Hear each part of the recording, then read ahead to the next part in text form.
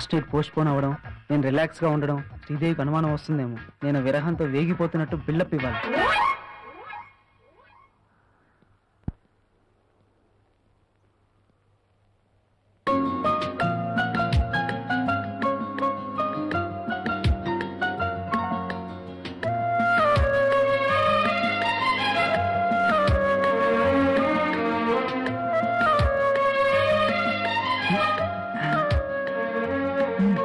బావా ఈ టైంలో ఎందుకు వచ్చావు? ఆ పంతులు గాని మటర్ చేద్దాం డిసైడ్ అయ్యి నీ సలహా కోసం వచ్చాను. మటరా? ఎందుకు? ముహూర్తం బాలేదని మన శోభను 2 రోజుల పైన పోస్ట్ పోన్ చేస్తాడా? శ్రీదేవి ఆగలేకపోతున్నాను. ఒంటి మీద చెయ్యేసావంటే చంపేస్తాను.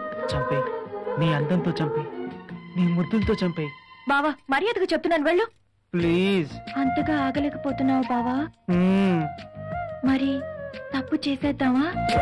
ఇదేంటి ఇలా పచ్చి జెండా ఊపేసింది? మనం యాక్టింగ్ అంత బాగా చేసామా? చేసేద్దామా?